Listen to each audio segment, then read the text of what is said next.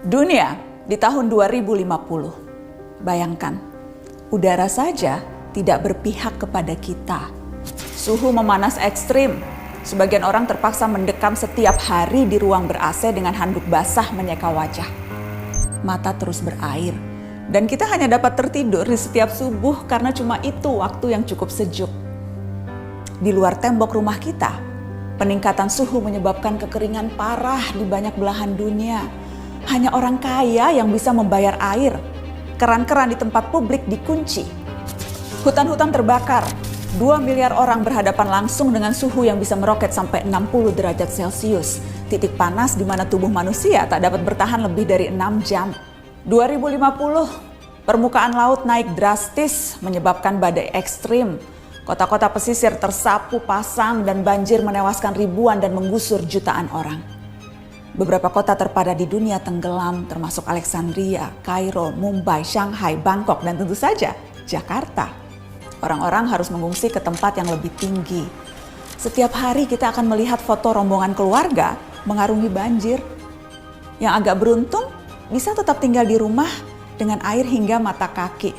Seperti Jakarta di tiap musim banjir, tapi ini di seluruh dunia. 2050. Pandemi bukan hanya varian COVID. Perubahan suhu, banjir, urbanisasi, dan pergerakan populasi manusia mengakibatkan penyebaran penyakit.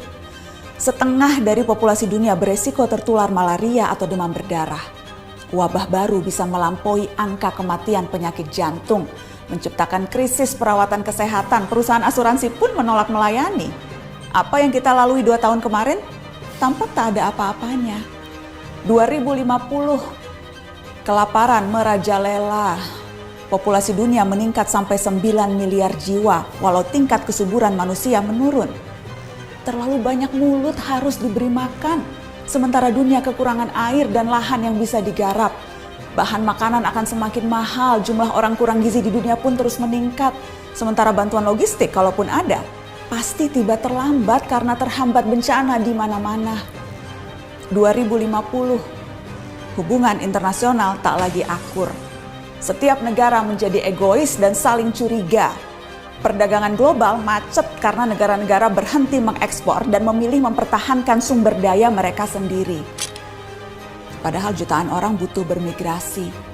Tapi banyak negara lockdown dan menjaga perbatasan dengan tentara. Sedikit kesalahpahaman akan menciptakan perang. Dan seperti biasanya, netizen lalu memperuncing keadaan dengan memenuhi media sosial dengan teori konspirasi dan video-video propaganda. Teman-teman, meski terdengar seperti naskah disaster movie, itu tadi tidak mengada-ngada, menghayal atau menakut-nakuti. Semua gambaran itu berbasis pada penelitian dan data-data saintifik. Hitungan skenario 2030, 2050, 2100 per tahun semuanya ada. Isu ini bahkan telah mempertemukan para pemimpin dunia, tak terkecuali Indonesia. Kemarin Presiden Jokowi hadir dalam KTT COP26, sebuah forum tingkat tinggi yang diikuti 197 negara. Mereka membicarakan masa depan, rencana untuk menghalangi skenario-skenario tadi terwujud. Memang sulit, karena masing-masing negara punya kepentingannya sendiri. Akan ada tarik ulur yang berbelit-belit, tapi kesepakatan harus dilaksanakan. Dunia harus melakukan pengurangan karbon secara progresif, mencapai target 0 emisi segera.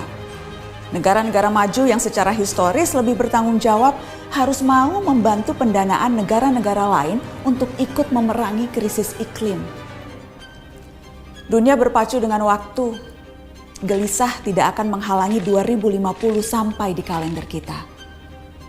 Kita harus serius mempelajari isu ini, termasuk mengawal kebijakan dan langkah-langkah pemerintah.